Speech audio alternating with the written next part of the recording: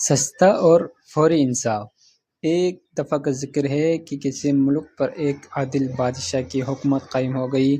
بادشاہ عدل و انصاف کا دلدادے تھا اور رعایا کو سستا اور فوری انصاف مہیا کرنے کا شوقین بھی۔ رعایا ان باتوں کی عادی نہ تھی، لہٰذا اس کو اکثر بدہضمی کی شکایت رہنے لگی، لیکن بادشاہ وقت انصاف کرنے سے باز نہ آیا۔ اس کے عدل کا ایک قصہ بڑا مشہور ہوا کہ جب بادشاہ کو ایک پرانا دوست ملنے کے لیے آیا، جس کے ساتھ مل کر بادشاہ کبھی وارداتیں کیا کرتا تھا، اور اپنے میٹرک پاس بیٹے کے لیے نوکری کی درخواست کی۔ بادشاہ نے وزیر خاص، جس کی ڈگری بعد میں جعلی ثابت ہو گئی، حکم دیا کہ بچے کو سول ہسپتال میں سرجن لگا دو۔ وزیر خاص ہکا پکا رہ گیا۔ اس نے عرض کیا، علی جا، سرجن کا کیا کروں؟ حکم ہو اسے تھانے دار لگا دو۔ وزیر نے پھر دہائی دی، تھانے دار کو کہاں بھیجوں؟ اسے جیل میں ڈال دو۔ بادشاہ نے زش ہو کر کہا، درباری نورتن، جنہیں مخالفین کفن چور ٹولہ کہتے تھے، اس فیصلے پر عش کر اٹھے۔ بادشاہ اس مقولے کا قائل تھا کہ اختیارات سنبھال کر رہنے کی چیز نہیں ہوتے، بلکہ وہ خوب استعمال کرنے کے لیے ہوتے ہیں۔ چنانچہ وہ ملک و قوم کے وسیع تر مفادات میں اختیارات استعمال کرنے کا کوئی موقع ضائع نہ کرتا۔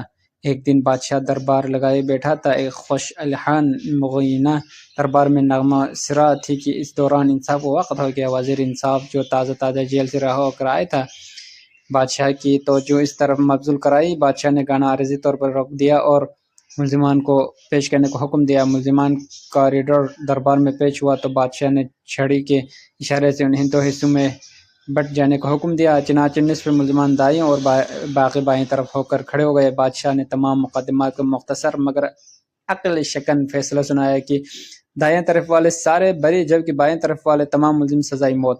درباری بیر بلوں اور ملادو پیازوں نے اس سستے اور فوری انصاف پر داد کے ٹونگڑے برسائے اور گانے کا سلسلہ وہیں سے شروع ہو گیا جہاں سے وہ ٹوٹا تھا۔